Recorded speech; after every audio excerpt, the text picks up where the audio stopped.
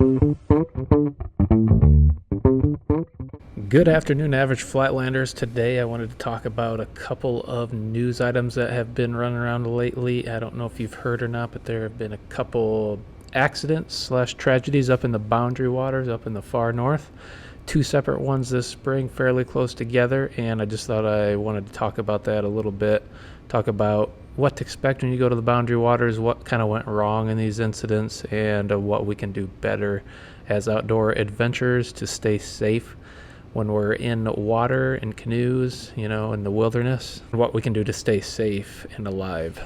If you're not familiar with the Boundary Waters, they are in northern Minnesota in the Superior National Forest. It is a pretty rugged and untouched wilderness. I know a lot of people don't think about Minnesota when they think about wilderness, but I can say as someone who's been all over, I've been backpacking in Washington State, in Utah, in Colorado, in Wyoming. And, even when I'm out in the backcountries, I still see people in those areas. A lot of people, because they're very popular. One of the best kept secrets of the North and the Midwest is the Boundary Waters area. It's a massive area full of islands and lakes and inlets and streams and woods. And anyone who's driven around in this area knows how remote it can be and how you cannot see many people. It's very wilderness. It's hard to get around. You can't just go hiking around like maybe you could in the mountains. It's just very wet, very boggy, and immensely thick forest, and it just is a huge area. If you've never heard of it, go check it out, but it's definitely a dangerous area, as we're about to find out. Springtime can be one of the most dangerous times to be in the Boundary Waters area. Obviously, if you're there, you're on a canoe, that's how you have to get around those areas.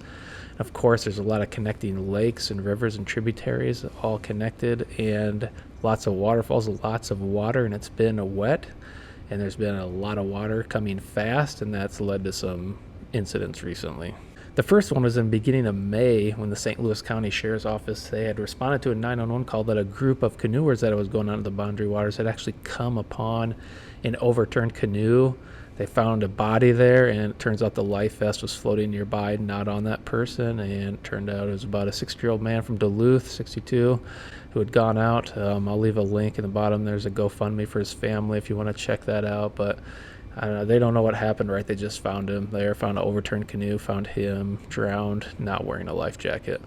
And even more recently, in the middle of May here, just like 2 weeks ago or less, again, 4 people were out canoeing together in the Boundary Waters area, in the Curtin Falls area, and they actually were fishing in that area. Something went wrong. We don't know the exact details. Somebody got in trouble, ended up all 4, I believe, going over the falls, and 2 of them had to be rescued the next day, and then the other 2, 5 days later, they still had not been found by search and rescue. And search and rescue had to stop looking because of storms, of high waters, just inability to, in that environment, to be able to look for these people. Obviously, they're probably dead. 5 days later, no bodies recovered. Again, water levels were up. They had a hard time finding them and looking for them.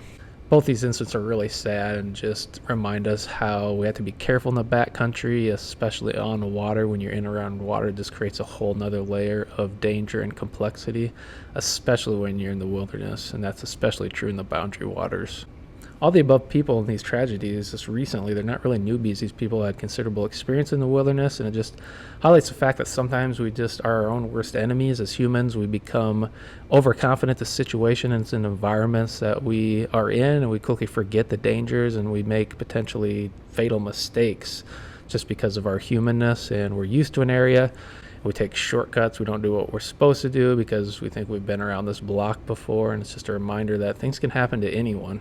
I think it's important to remember anytime you're in the wilderness and away from civilization or help, it's inherently dangerous no matter how familiar you are with that area or how comfortable you are when exploring in the outdoors. You have to put safety first. When we're talking about these incidents, particularly in Boundary Waters, in the first case, the guy was not wearing a life jacket. That's a big no-no, and I think anyone going into the wilderness, especially if you're in the water, on a canoe, anything like that, is you have to wear a life jacket at all times when you're on the water and away from the water. It's extremely important to wear that life jacket at all times because anything can happen.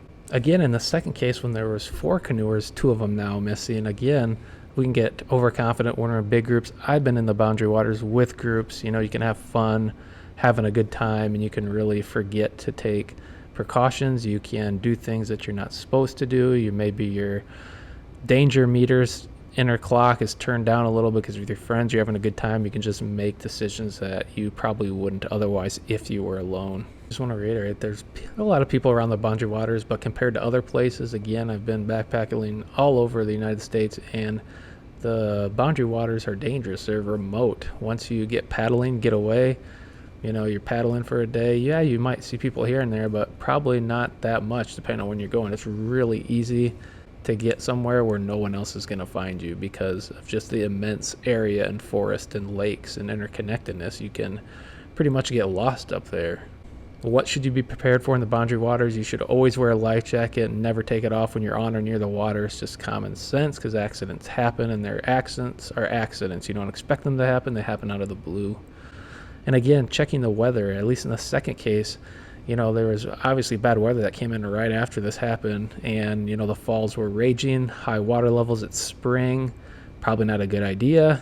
And then of course it made the rescue and recovery almost impossible because the springtime is dangerous. When you're going into these areas, into the wilderness, especially the Boundary Waters, you need to be cognizant of the weather patterns around the time you're going to be out there.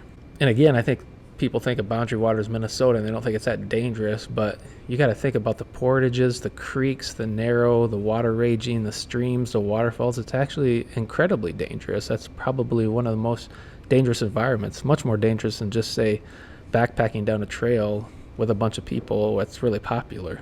In the Boundary Waters, there's nobody out there. If something happens to you, the chances of someone finding you are very slim, especially if you're by yourself. And yeah, it's just a dangerous place to be, especially in the spring. Lots of people get lost in the Boundary Waters. You always got to have a map and GPS. You need to be able to read it. It's definitely not a place you go and just wing it because everything looks the same. It's endless lakes and streams and islands and interconnectedness. Disorienting. If you've ever been in that environment, everything looks the same. You really have to have your navigation down. And again, I can't stress this enough. You just have to be safe and be cautious by default when you're going out, especially with friends and you're on the water. You should never go against your gut feeling. If you're thinking, should I run this? Should I not? This weather looks bad. Things like that. You should definitely trust your gut and don't let bad habits take over. And also, of course, when you're in and around water, your own safety is first when attempting a water rescue. That's just super dangerous. In the water, people that are in the water are in trouble. Everybody knows you get anywhere close to someone like that, you're probably going down with them. You just got to be super extra careful when you're doing water rescues, and you probably should practice that stuff. I think sometimes in our culture we're just victims of Instagram, YouTube, social media. People just post stuff. You think every adventure is just a trip to the wilderness. It's someplace beautiful. Just the wind blowing in your hair, the sun shining in the air, nobody's around, birds chirping. It's just perfect. And while that can be the case sometimes, we call them adventures for a reason, because usually that's not the case. Usually there's weather, things go wrong. Rarely doesn't any adventure go without a hitch. That's why it's an adventure. We call it that for a reason. So I think setting ground rules, setting expectations of about how you'll deal with certain situations if they arise, doing that all beforehand, setting the ground rules for yourself and for others, that's probably the safest thing you can do.